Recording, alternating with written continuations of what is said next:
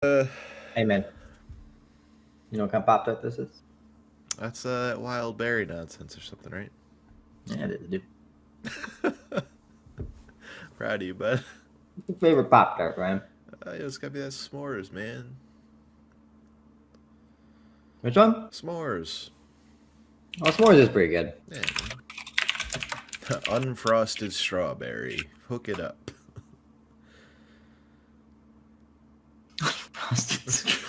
You fucking, what are you, monsters? I'm pretty sure that's Cole's favorite Pop Tart. Yeah, Cole's like actually a special. We're live. Cole's watching.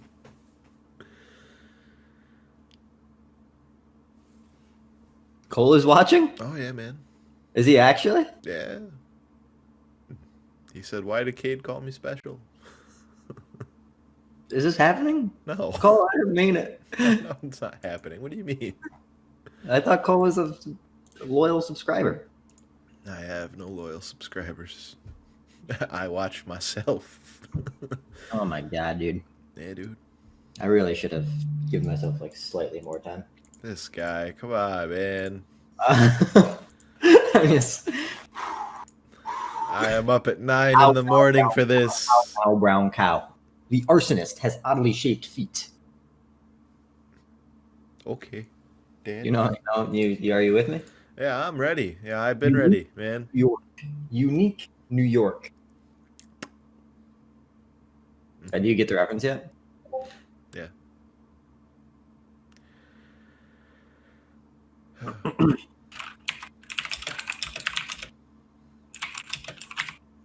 You gotta get a table for that record player, man. It's on the ground. Well, this will all change momentarily because that's where my new chair is going to go. Wait, I did some light rearrangements yesterday that I feel good about. The record player needs a home, all right? Yeah. You're just gonna put your chair in the corner by the door? Well, I think I'm actually going to put it like here. Yo. Hello. Can you guys hear me? Hey, man, what's up? Going on, man? Not much. All right. I'm trying to warm up still, Steve. So Ryan's just been. This guy woke me up, said, "Let's play D&D," and then he made a cup of coffee. He's eating 3 Pop-Tarts. Oh my god. Yeah, that sounds like cake. Right? Steve, you know what pop tart this is? It's wild berry or something. I don't know. It's a good one. It's a good pop tart. I only eat the I don't eat Pop Tarts as much anymore, but I only eat the cinnamon brown sugar one. Oh, really, man? That's the only flavor I like. That's interesting. This is a good one. I don't know, I'm a little partial about that. I think I probably had that one a lot as a kid, and it was like one of those things that like I don't want to eat this anymore. Well, that's probably part of the reason I don't eat it that often is because like since it's the only one I eat, I don't eat it that often. Kate, I didn't know you had a Switch. What the fuck? Oh yeah, no, I remember now. Yeah. Oh yeah, dude. Mm-hmm. I feel kind of bad. I should because I got it like with my uncle. And then you're like, I'm taking this to my apartment. I took it somewhere. Like I took it like on a trip or something. And then I took it like to the Adirondacks. Yeah. Kate, I'm gonna say as your pharmacist, you can buy another Switch and give that back to your uncle instead of stealing it from him. Steve, you know about the Love Sack sofas? Yeah.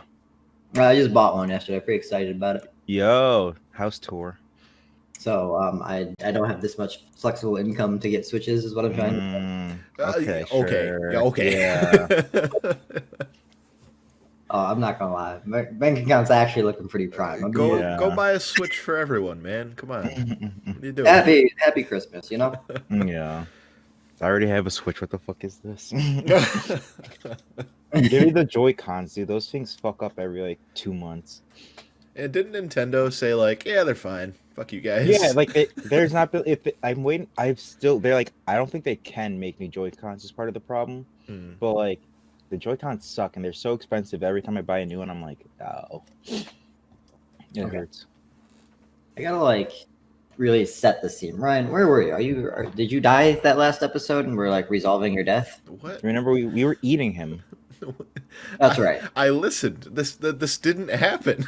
No, I know what happened. I think we just got attacked by like a turtle dragon, and Mhm. so we threw Ryan into the brig. That was Wait a minute.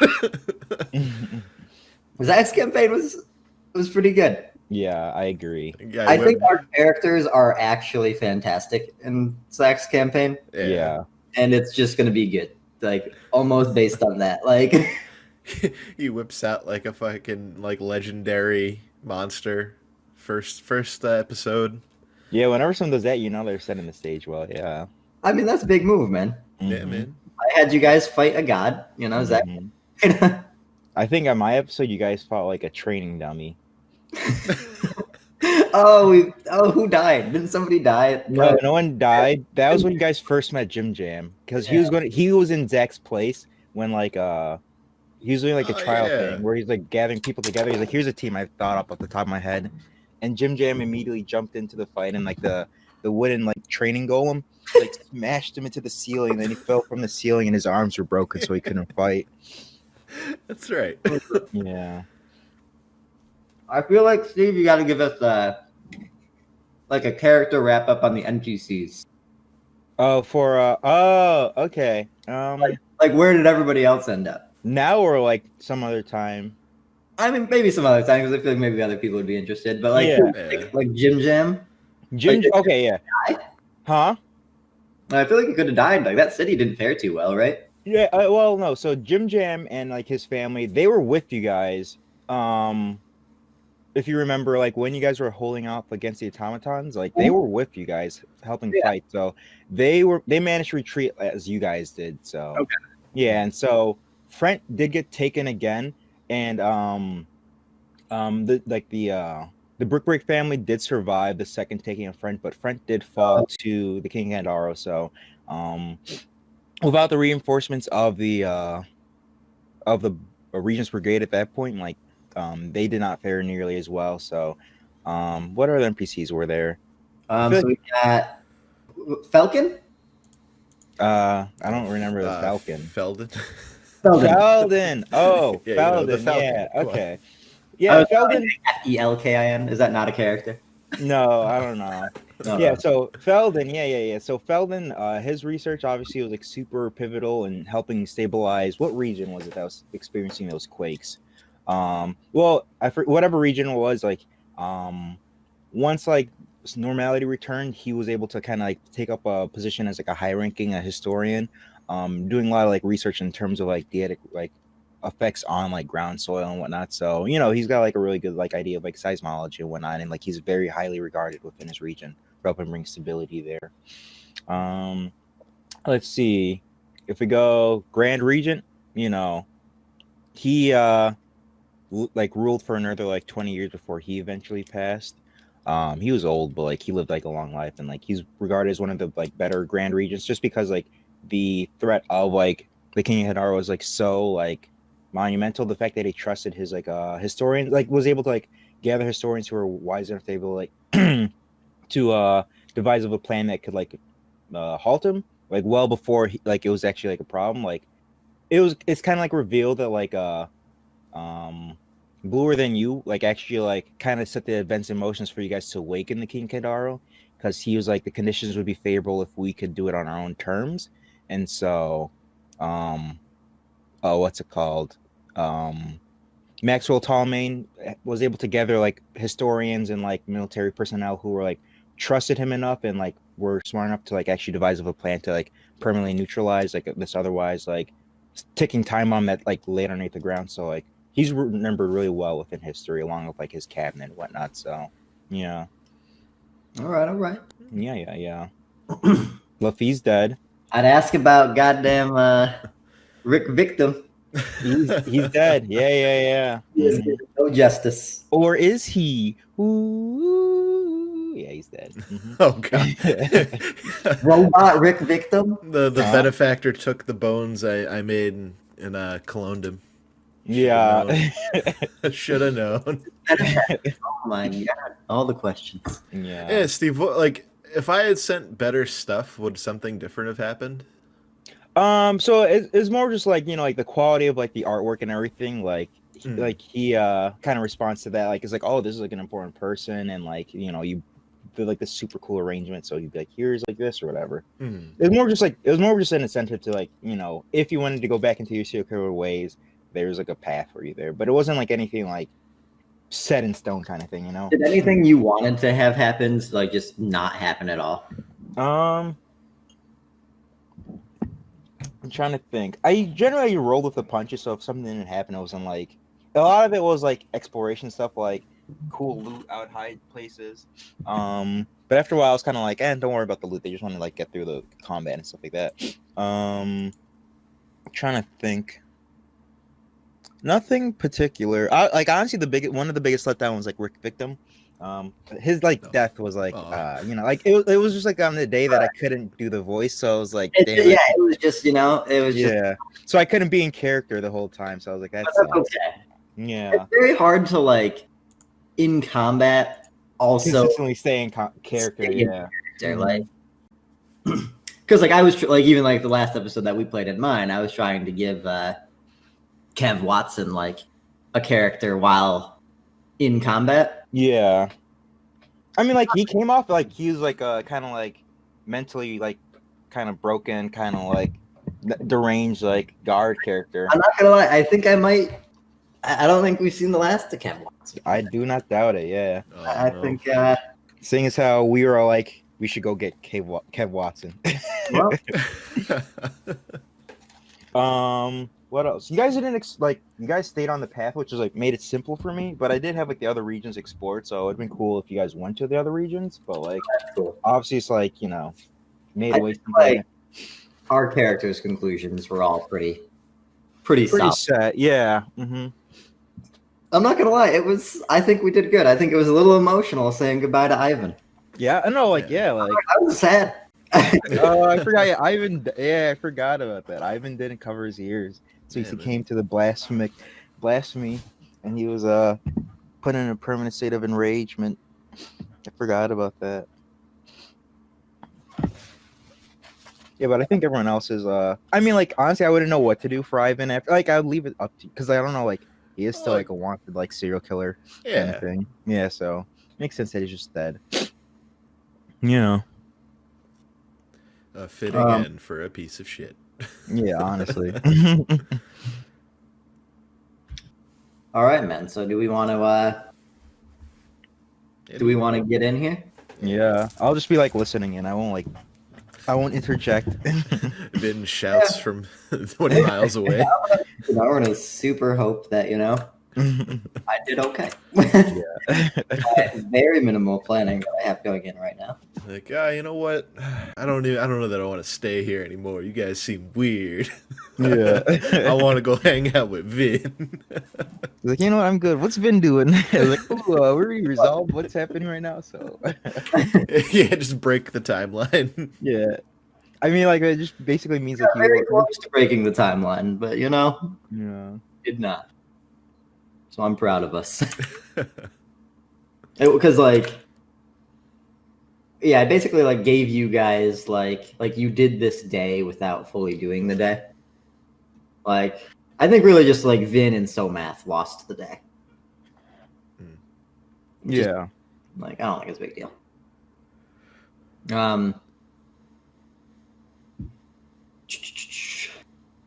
I just want to see if I had any notes here. You guys had weeks to plan. Weeks to plan. Oh, he's getting the planning stuff. He said I had it all ready. I got it. I got it ready. Don't you worry, man. The world of Zeclos. I'm not worried. You're worried. Queez.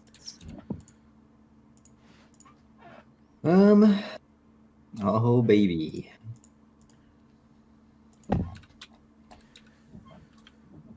Yeah, they got like rare candies in here. Start eating them, leveling up.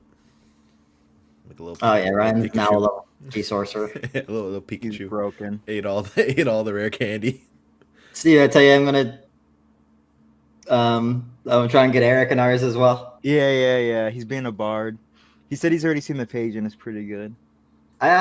It's cool. I think he's gonna be a pretty cool character. It's if you wanted to look at just the base. I'll check it out soon. Yeah. Right now, I'm just trying to do some like practice. Yeah. while I'm It's on listening. the same page as where I originally added just your sheet. Oh, okay, gotcha. All right. Quick review of these notes here, and I got good notes.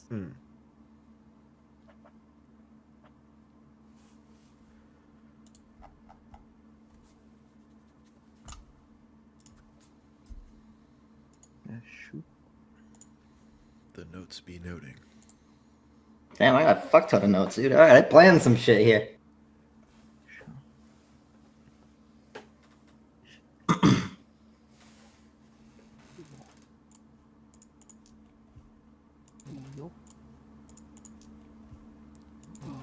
Oh, well, this is a little deviant, man. A little deviant episode I got planned for. This is a little deviant. Ooh, what the fuck?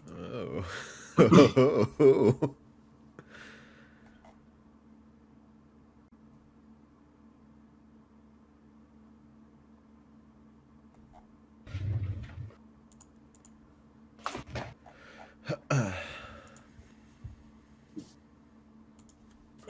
Get my dice ready.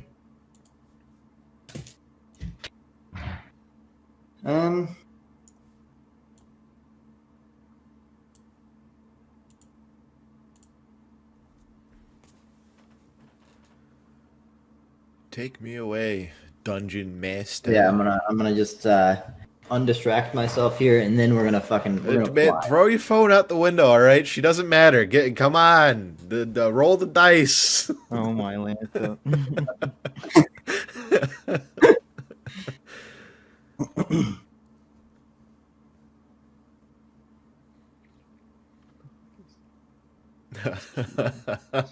Kate, if you had to say you had a charisma stat, how many points would you have in charisma? Me? Yeah. Oh no, not many. I'm at a negative modifier. Oh no. Roll a d20 before you text her every time. And then, Oh my god. and that's the quality of message you send.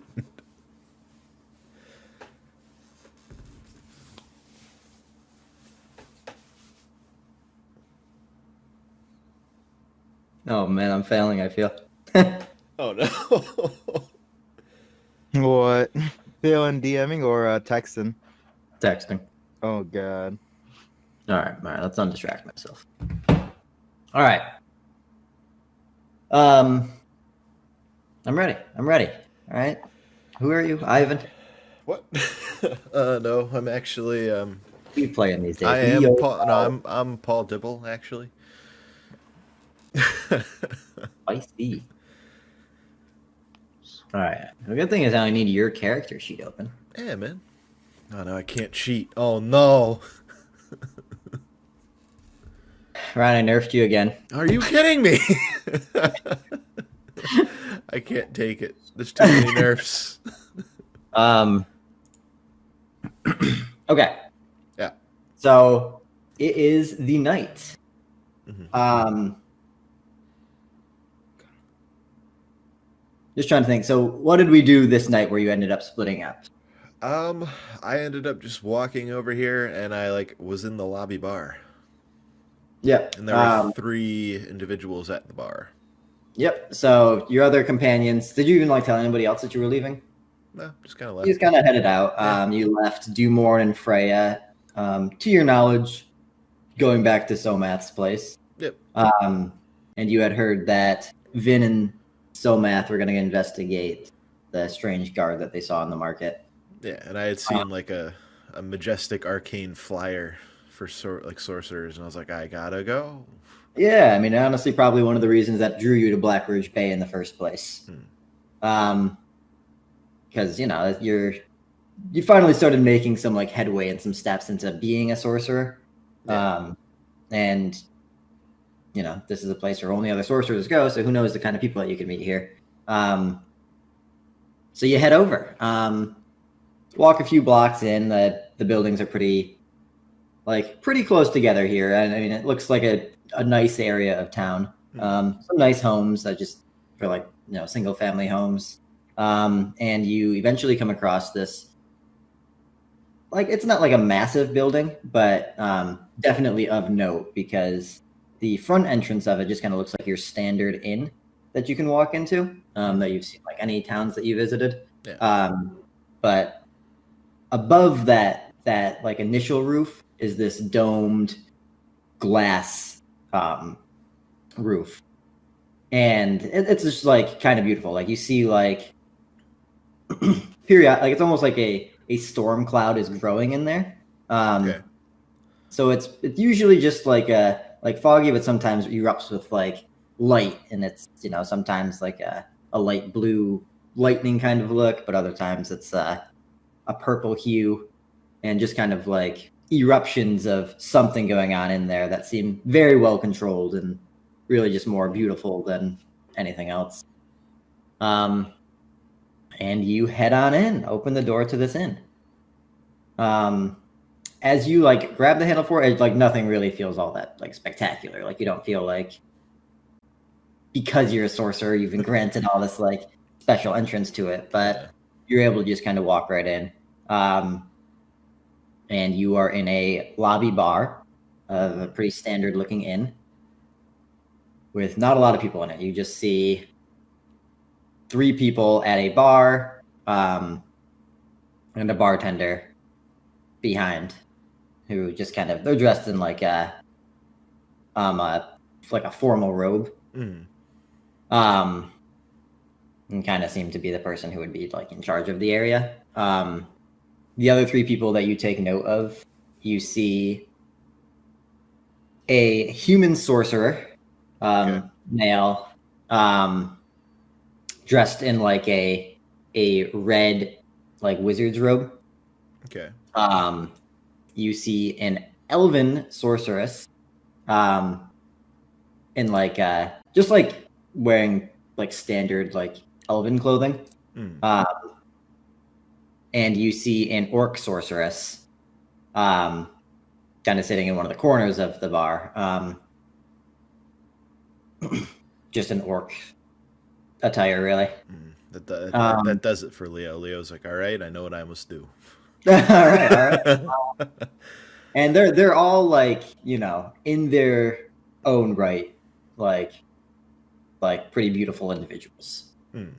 Are any of them like legendary people? Like, would I know any of them per se, or are they just kind of? I guess you can give me like a I don't know. What do you think would be good? Like, you can either do like a perception check, or maybe like or maybe even just like a history check. Do a little history. That is 16. A 16? Mm-hmm. Okay. I don't think you recognize any of them as like, oh, this is this person. Yeah. All right. But with that, I'll just give you. I mean, they seem to be like pretty, like strong or like knowledgeable in their field. Okay. Just from like basically you're seeing like how they're carrying themselves, and you might just be like maybe your own naiveness, but you're like, they seem better than me in the world of sorcery. But I have the incredible Lucky Leo. What do you mean? Better than your dad? Who knows? Oh, but no. he was also a sorcerer? Yeah. That was like the idea was that he was also a sorcerer, and he kind of did the same types of things. But he was also still just a con man. So like that's the reason I do the things I do is because that's what I saw my dad doing. Absolutely. So yeah, I mean that's what you see. I mean you see there's just some like various tables that are like kind of set up, but nobody's using them right now. It's like getting pretty late right now too, so you'd be expecting people to start like turning in. Okay. And you so you're in the doorway. You enter. What's the legal drinking age in Zeclos? It's go ahead. There's not really a drinking age. You can... All right. If they got hair on their chest. Oh no. Lilith is like pure smooth skin. Or Leopold is pure Yeah, smooth. I hardly have hair on my head.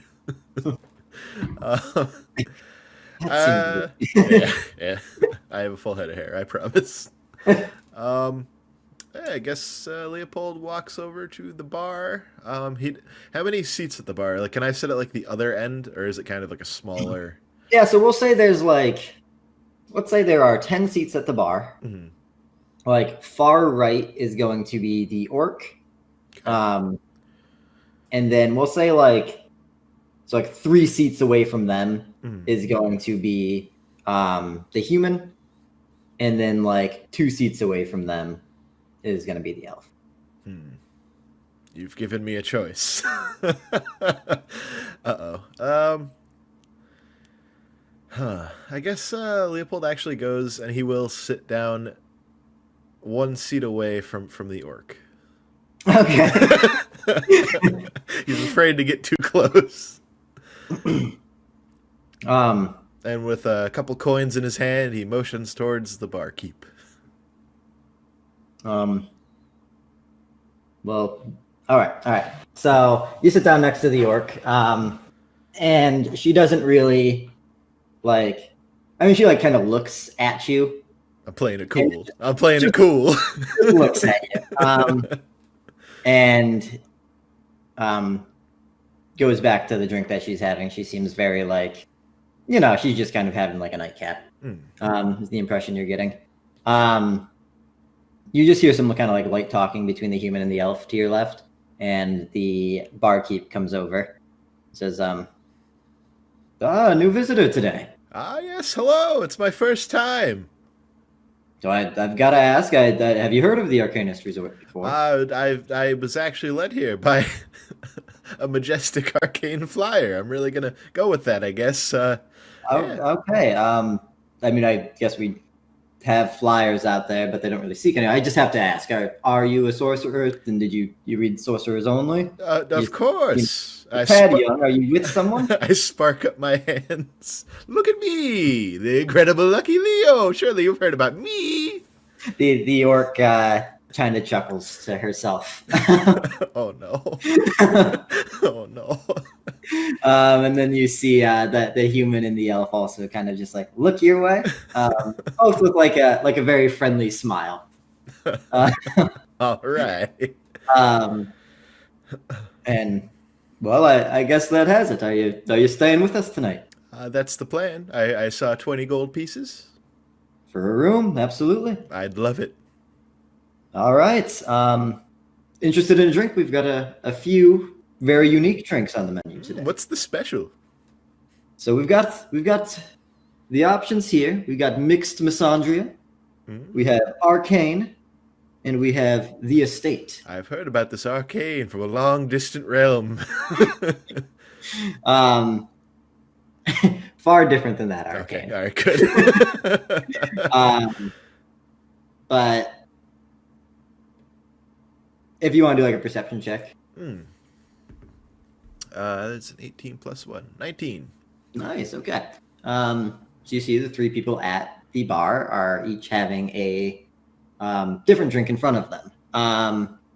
So the elf it's like a martini cocktail glass. Okay. With this like light blue liquid in it. We'll say the human is drinking it's just a clear liquid in a cordial glass. Okay. And the orc is drinking just like an old fashioned like whiskey glass with an amber liquid in. I'll get what the orc's having. Okay. I look over to it. Madam Orc, what are you drinking tonight? It looks delicious. This is the estate. I'll take 1, please. You know what? Actually, make it 2. Another for my new friend here. 2 estates coming right up. 20 gold pieces, please.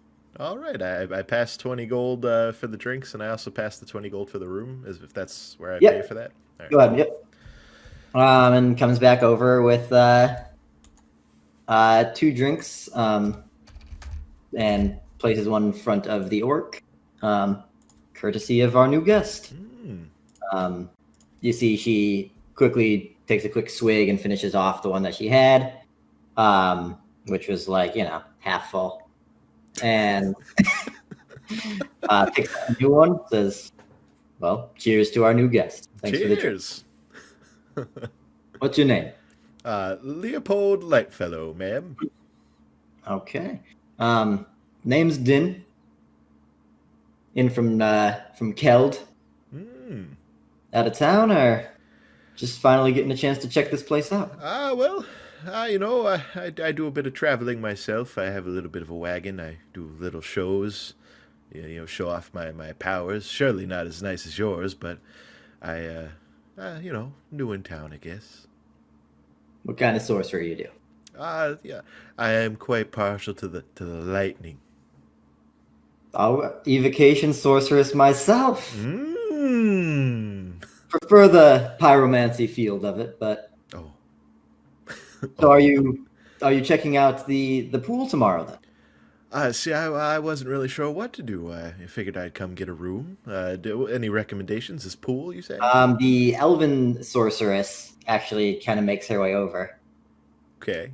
Brand new over here, and you don't know about the pool? No. What is the pool? And she sits down right beside you. Oh, you simply must check it out. It's pure arcane water. Well, that sounds dangerous. As a sorcerer, you surely have a dream of just immersing yourself in pure magic. I'll be honest, my father was also a bit of a sorcerer, but he never really told me about any arcane water. He just kind of showed me how to, I guess, unlock the magic within, and that was really just make some sparks. Well, that's just the pure base of it. The magic comes from the land all around us. I'll be a little bit metagamey with you here, Madam Elf. I'm level 2. Oh, I remember when I was just beginning. Matt, you remember when you first started? And the human over there just kind of chuckles and says, "Son, you gotta stop in the pool tomorrow." I guess I'm stopping in the pool. This is fantastic. Your name, Madam Elf? Oh, my name is Lilith, sweetie. Lilith? And Matt it was? Yes, this is Matt Law. All right. And over here, Din. All right. Staying a couple nights here, and the pool is just divine. You are simply going to love it. I guess I'm going to the pool. Any other recommendations? Let's talk tomorrow morning then. I think we'll all be there. Oh, fantastic. Din actually quickly finishes off the drink. Okay. Thank you for the drink, hon. Any time, madam. It was about to be heading up, but I guess I'll see you tomorrow. Sounds good. So the orc takes her leave. Lilith and Matt are at the bar still. Then Matt just kind of like looks over. So where are you from? Where am I from again? I forgot. Where are you from? I was from. Let's see here. I was from Misandria, right? Oh yeah, yep. Yeah. All right. I'm from Misandria. You're from Misandria, and you've never been in arcane water. Well, I mean, I think I think it's very reasonable not to. Just give me like a insight check. Okay. Nat 20. Let's go. Okay. So the lake that Misandria is built on is of pure arcane water. It's one of the, to your knowledge, 2 arcane wells that exist in Calden as some of the only remaining sources of magic that are in that country, because they've been trying to expel the use of magic. Have driven everything to Greedale. Okay. So that you've kind of grown up and lived around this pure magic. But your father kind of warned you of going in it because it can be quite dangerous. Okay. And I think we'll say, and I guess we can build this at how you would like how Leopold kind of responded to that. But I think it's very reasonable that you have not fully immersed yourself in it. Okay. But I'll let you kind of decide like what kind of like how you wanted to actually treat that, because I mean you grew up on that. Yeah. Well, I guess it's good that I told the other orc that I thought it was dangerous. Yeah. Well, if my dad told me it was dangerous, I guess like it would be a good little boy. Okay. Yeah. A sorcerer afraid to take risks at the young age. I surely hope we can change that today. Oh well, I mean, I do, partake in risky behavior, but it's not being a sorcerer. You know what I'm saying? No. Oh. I think I might have an idea. Uh-oh. And Matt just kind of like chuckles to himself and says, well, I guess you two seem like you're going to be getting along great. Lilith chimes in. So I didn't even catch your name. I'm sorry. Did you say Leo? Leopold Lightfellow. Yes, madam. Oh, Leopold. Have you heard of Jesno? It's a god, right? Oh shit! That's one of the gods, right? Yep, one of the gods of sin. Perfect. So, God, goddess of pleasure. What have you?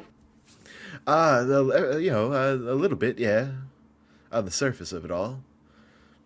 Oh, well, Matt and I are true believers, and we've never seen her or him ourselves, but we're told spending enough time in this pool here could give a connection to her. So tomorrow, that's what we're hoping for. Oh, well, I suppose I'm in. Even more now. Oh, this is wonderful. I think I'm going to turn in for the night, but I'm excited to see you tomorrow. That sounds good. I'm excited to jump on in, even though it's supposed to be wildly dangerous, as to what my father told me. But I'm in. Risks and all. Danger. So Matt turns in, or speaks up. The danger here is going to be much less than what you'd be exposed to in a more wild environment. This is controlled, and it's simply a pool that we have built into a inn in a city. So no worries, you'll be perfectly fine. I'm excited. And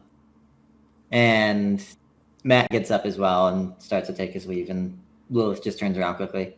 Do you worship any of the gods? Well, not worship, not per se. No, not me. Never. my brand burns. Let's give her a insight check. She rolled a 17 plus 2. 19. Uh-oh. And she just kind of like smirks and doesn't really push anymore. Everyone's faith is their own. Thank you.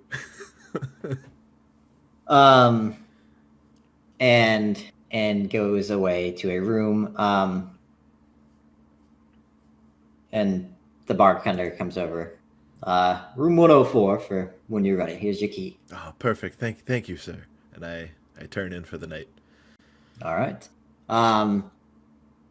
So yeah, you have a good night's rest. If you have not fully recovered everything, please go ahead and do so. I think I'm good. Yeah, I'm good. And as you go into your room, it is very like plain looking, actually. Just like a very like standard like hotel room. Like you have like a bed. This must be the novice room area. But on the desk you see like this stone, like the circular stone with some like insignias like drawn on it. Okay. And you see like a handprint that you could like place your right hand onto. I guess Leopold walks over. Are there any instructions? Nope. Well, I guess I put my hand on it. You put your hand on it, and like immediately you feel like a surge of energy. Give me an Arcana roll. Ooh. 13 plus 3, 16. Okay. And like immediately, like you feel like this ability to like just create, and the room just kind of like all like pulses with this energy that seems to come from you, and you can kind of design this room however you would prefer. A bit of creature comfort. I make it look like my room from back home. All right. There's like posters of some of like the superheroes and a twin-sized bed. You actually make the bed smaller. And I guess I just kind of crawl into bed and I whip out one of my issues. I think I'll whip out the issue of of lust and the spirit of it all. So yeah, you read a little bit more about lust, and you read about basically the start of her adventure of sending out these mysterious boxes to two people that she has spent some time in meticulously like choosing. And you just kind of see more introduction of like her powers and what she can do. So she manifests this strong butler, like these two strong butler looking creatures that are humanoid, but they like form from nothing. Like it's like a mist that turns into a human. They take one of these boxes and head out in directions. And the issue ends with them dropping them off of two different homes. Door opens for one, and you see a kind of scrawny looking human male. And the door opens for another, and you see like a beastly orc, like frightening in appearance. Issue 1 of Lust. All right. And yeah, you wake up the next morning. All right. So they're running water. Yep, you got a little bathroom. Yeah, clean myself up real yourself nice. a bathroom. Yeah. Clean myself up real nice, and I guess I head out over to the pool. Yep. So you head down into the lobby again. And you take note of a door that like wasn't there yet. It's a pretty normal looking door. But in like the front of it, you see this like pocket that just says donations. I guess I go on over to that door real quick. Is anyone around or? So the lobby is empty. Okay. Can I see what other people have donated? Is there like? Nope. Is it like an outside? So you look. Okay, yeah. So you kind of like look into the pocket, and it just like goes into nothing. Like it doesn't really even look like there's like a bottom to it that you can see. Oh. I from just like pure looking. I dropped 10 gold into it. Okay. Put 10 gold into it. And just kind of like a greenish smoke kind of like comes out. That's it. Can I do like a perception check on this green smoke? I guess. Yeah. 18 plus 1, 19. Okay. It's as if it's like a fading fire. Like the smoke that's coming out at like from the embers at the end. Well, I guess that money burnt up. I walk away from the door. The door scares me. Okay. So the only other place you see two other doors in the room. You see one that goes back to the room areas where you had slept, and one that leaves.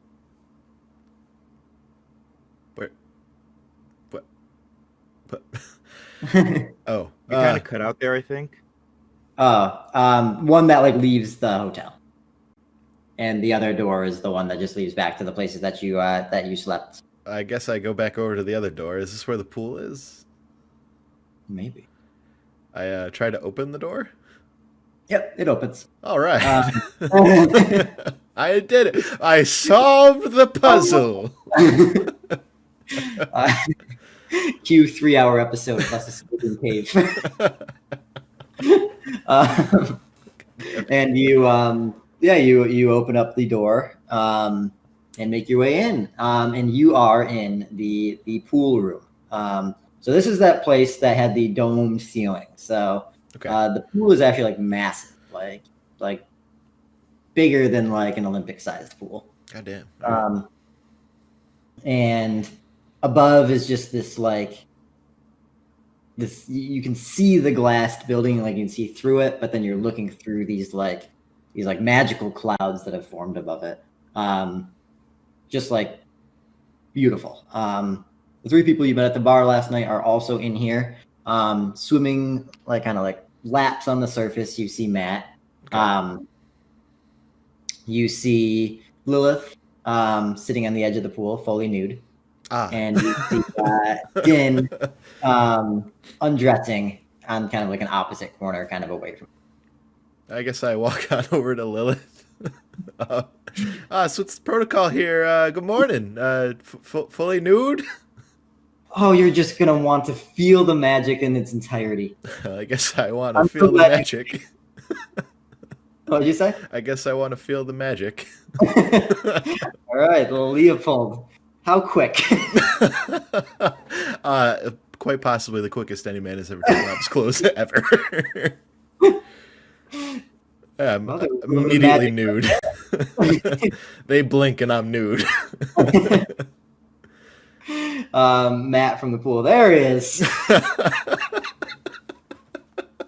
So Lilith's still kind of sitting on the edge. Is like, are you excited? Yeah. And then she kind of like pats on the side next to her. All right, sit down next to her. And she's just kind of like, I'm ready when you are. All right, I guess I'd leap in. Okay. So you guys kind of jump in. And the first jump is very like, it kind of just feels like you're jumping into water. Like this is a very familiar feeling to you right now. You like briefly go under and then pop back up. It's like perfect temperature. Like it's exactly the temperature you want it to be. If you get like 15 degrees. If all of a sudden you want like more refreshing, it seems to cool down. Like perfectly custom to like your desires at the moment, basically. She's swimming by you. Din's still kind of waiting outside of the pool. And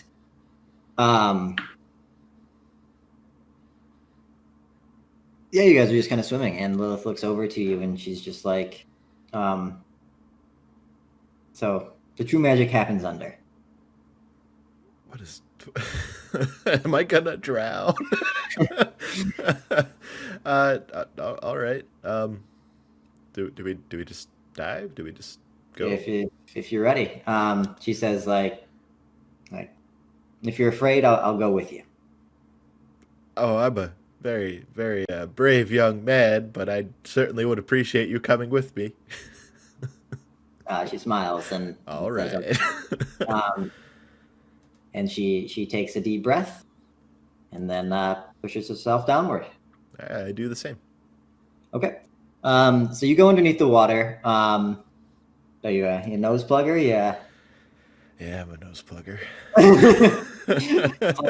Nose, and you're under for a little bit, and you open your eyes, and it's like crystal clear. Like you can just see like all throughout the water. Doesn't hurt your eyes to be open or anything like that. But you're holding your breath. Like you definitely feel like you're underneath the water. And as you're kind of swimming for a little bit,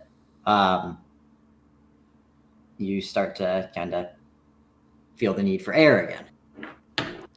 So, I feel like if I start to try and breathe, I won't drown. Okay. So you turn and you look to Lilith. Okay. And she like waves, and you see her mouth open. You can't hear her, but it looks as if she's trying to say something to you.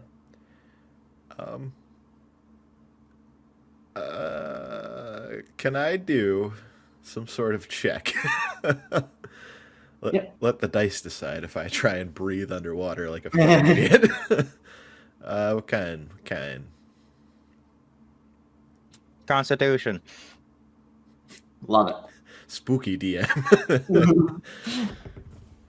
Yep, 7. Okay. You are running out of air. Yeah, all right. I boink myself to the top. You go towards the surface, and suddenly you can't break it.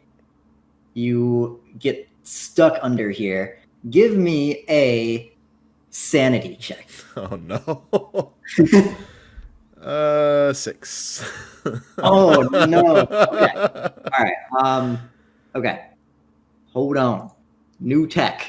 Oh All no. right. Roll a d10. D10. Where be my D10?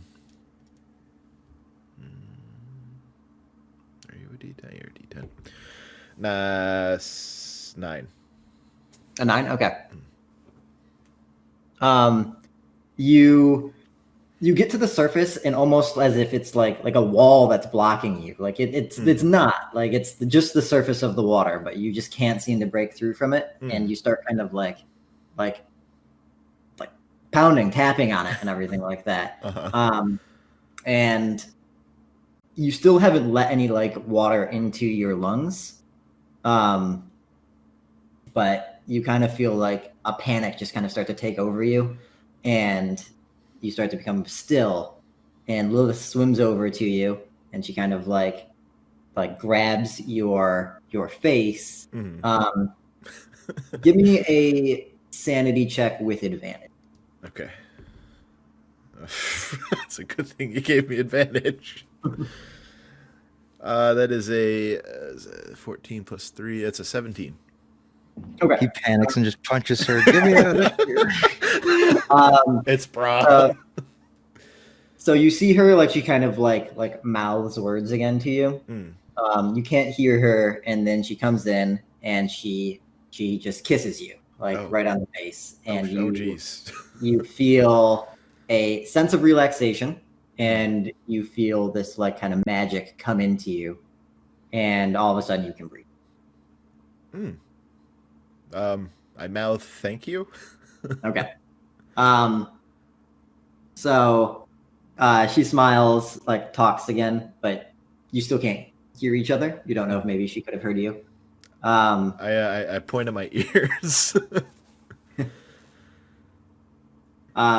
She just kind of she laughs, and she just she mouths.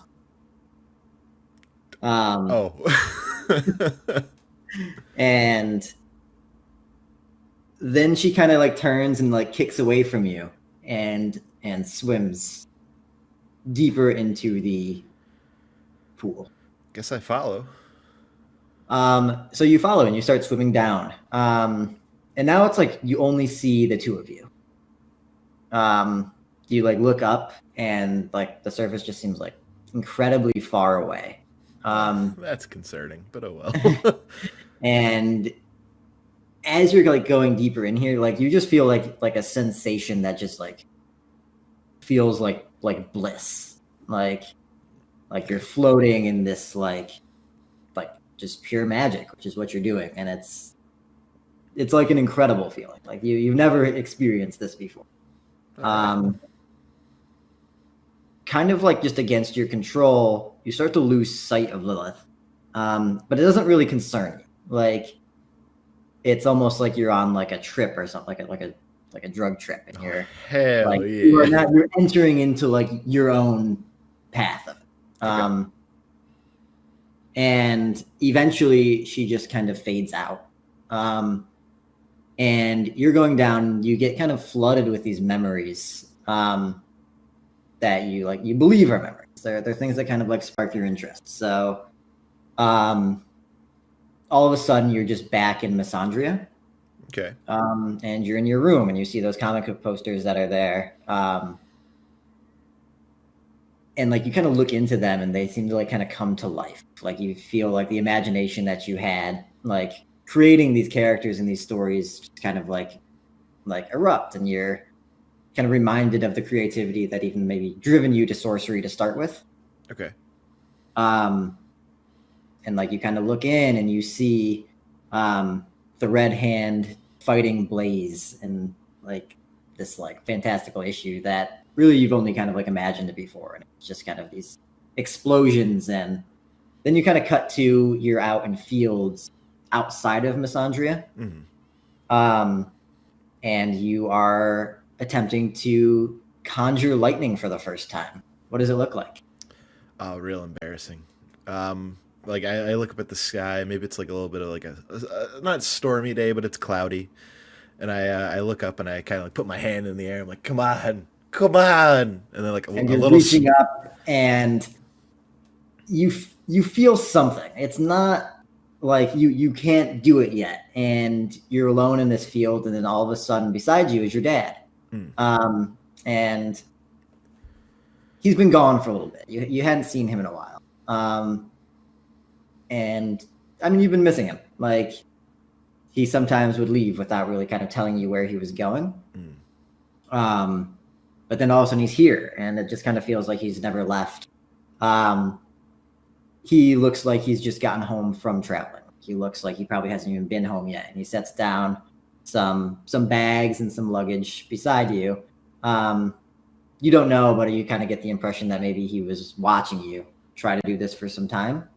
And then he stands beside you and he reaches his hand up into the sky, and you see this like magnificent bolt of lightning crashes down in the field before you. And it hits the field, and fire kind of starts to grow where it hits. Well, that's concerning. And it was like beautiful, but yes, is now all of a sudden concerning. Yeah. And you're back in the pool for a second, and you swim closer, and you see that fire, and you just instinctually go towards that fire. And then you're back at the field, and you're alone again. Your dad isn't there anymore, but you're heading towards that fire that you see. And as you do,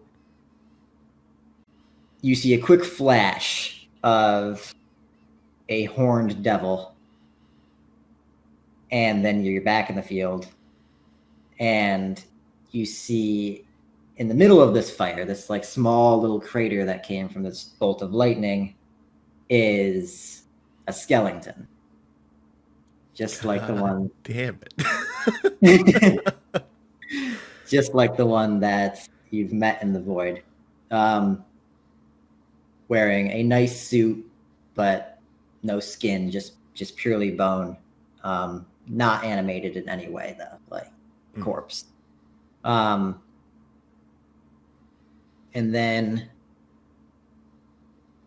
you flash away and you're leaving Misandria. And you remember your travel south. And you remember it being hard. The wagons that you took to get across the desert. And suddenly you're in Black Ridge Bay. And you just feel a presence for a moment of your father, and then you snap out of it and you're in the water, and that fire that you were swimming towards before is like present. And roll initiative. I'm going to die in the pool. Ooh, another nat 20. Let's go, right, baby. So we're gonna go so you look around. It's now dark. Like you can almost not see anything. Okay. You don't feel like because of that you're in danger.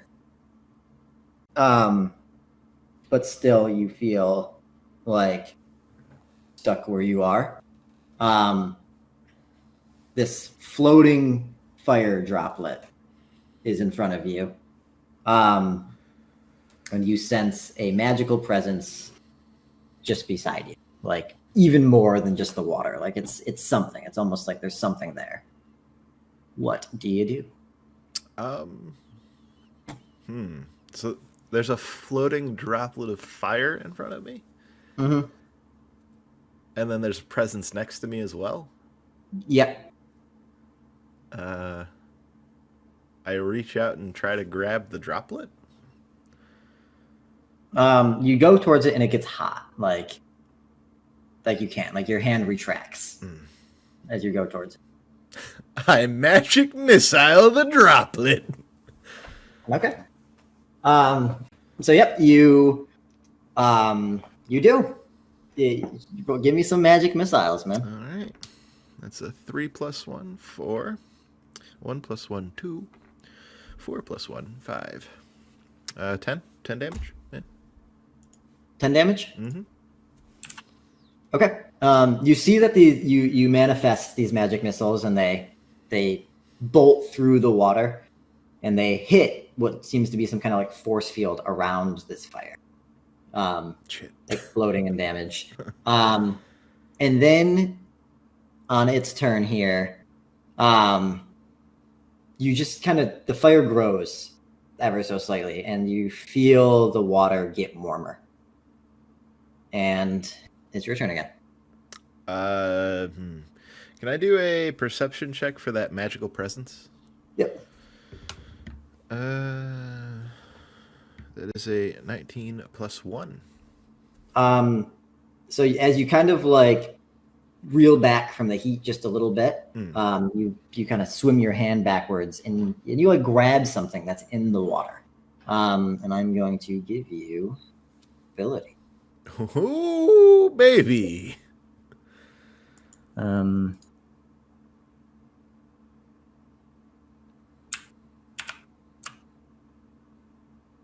Blade of water.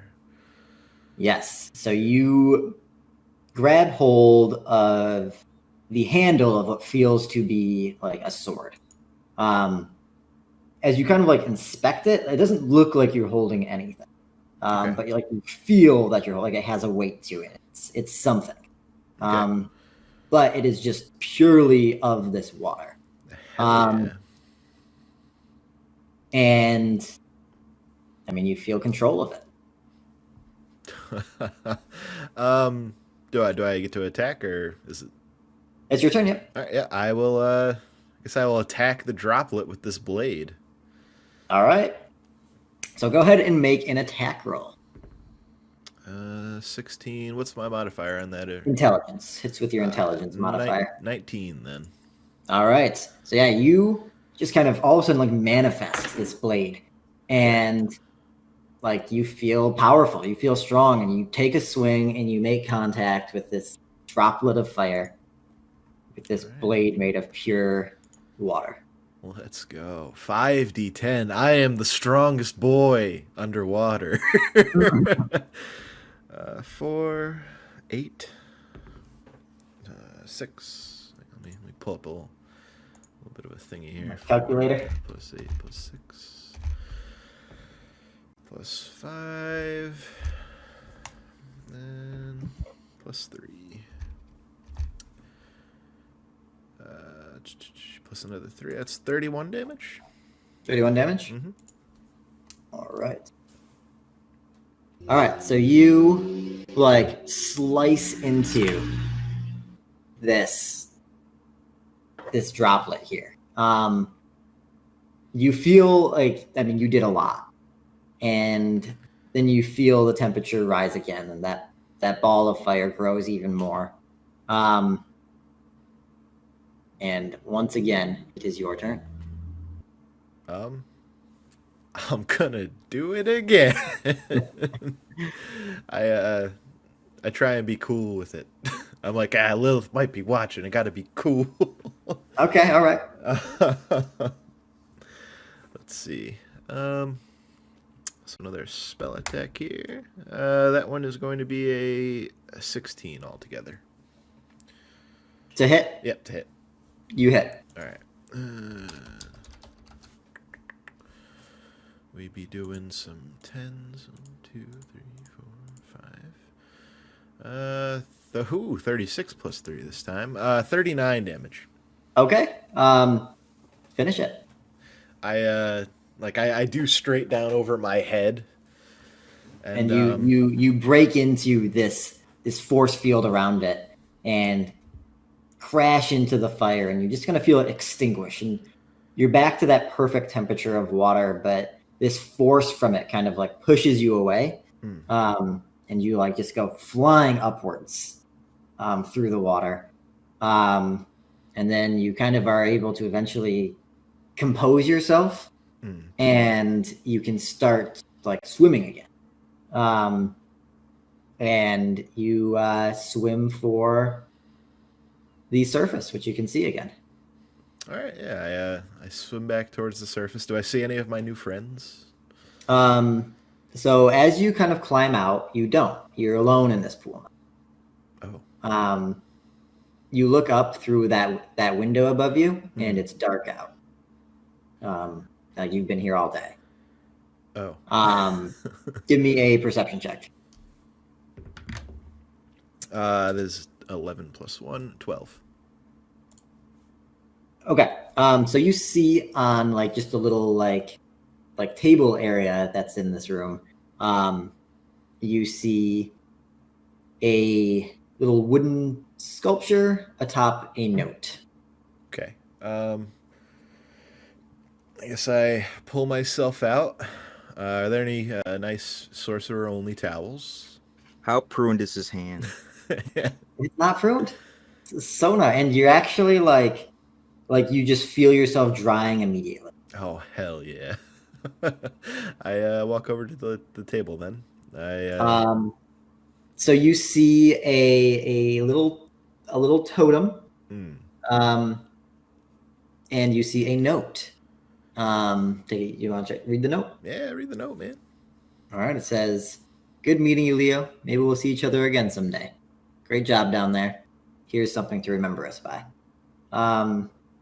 And you pick up this little totem here. Give me a religion check. Religion. Steven, we got religion checks. Oh, shit, well. dude. That's an 18 plus 3. Yeah, so this is Jesnal, like a little totem of Jesnal. I'm going to add this to your inventory as well. All right. I'll have you add it. Just add totem of Jesnal. Okay. And any description? It's going to allow you to once per like rest period, to re-roll a dice. Ooh. Any kind of dice roll? Any dice roll. Oh, let's go, baby. Blessed. And yeah, you're like alone in this room, and you just had this like kind of incredible experience. Okay. Well, would it be inadvisable to get back in? You can jump back in. I just kind of hang my feet in the side, and I kind of like still just take it all in, like Yeah. Yeah. So you do, and I mean, it like you feel like exhausted, but like alive. And you're just kind of like in a state of like content, like just like ultimate content of what you've done, and you kind of reflect on like the things that you saw down there, and how do you do that? What does that mean to you? Well, the image of Mr. Skellington is like stuck in Leo's head. Like at first he really did kind of question like, this skeleton's weird. But now it's like, I think I need to talk to Doomorn. For sure. Yeah, and I guess I hop out. I put my clothes back on. Wouldn't want to walk through the lobby nude. And I go pay for another night, I guess. Okay. So you do. The bar area is empty as well. And even though there's there's no like there's the bar. There's the bar. Okay. All right. But there's none of the patrons. And the barkeep, kind of cleaning a glass, just looks up to you, with like a half smile. I mean, he works here, so he always sees people leaving this pool area for the first time, and obviously knows what it's about. And just kind of looks at you. Hello, friend. Another night, please. And I slide him 20. Room 104. Absolutely, thank you. And I go back to my room, and I guess I turn in and just kind of get my rest. All right, so you are going to be away from the group for night 2. So now the remainder of the group has all gotten together back at Somath's place. And I guess I'll meet back up with them in the morning. Yeah. That sounds good to me. I don't want to be near those non-magical fools. Yeah, and there you go. Sweet. There's your little mini app. Hi, man. All right, we better be underwater a lot. All right. Yep. Yeah. So I'm going to give you that spell. Sweet. I don't think it's going to necessarily you'll have to find the blade again underwater. Okay. So I guess kind of think Sword of Gryffindor. All right. It's going to be a very similar concept. It'll be there when I need it most. Yeah. So you can't necessarily conjure the blade just in any water. Okay. I guess you could probably deduce that if you were ever in pure arcane water again, it probably would not be a problem at all. Yeah. But if you're ever just in a normal, if you go into the bay of Blackridge Bay, I don't think you would expect to. Yeah, Leopold's splashing around. Where's my sword? Yeah, you'll just be casting Blade of Water and instead just splashing water. Yeah. But yeah, man, there you go. Sweet, dude. That's pretty good, right? Man. thought I had some good shit planned. Boring episode. Boom. No. What'd you think, man? What'd you think as a viewer? That was cool. It was a horny episode. I was like, oh no. Yeah, Well, a man. little bit of a horny episode. Yeah. There's nothing like a quality horny episode, all right? Ryan said he wanted to Expose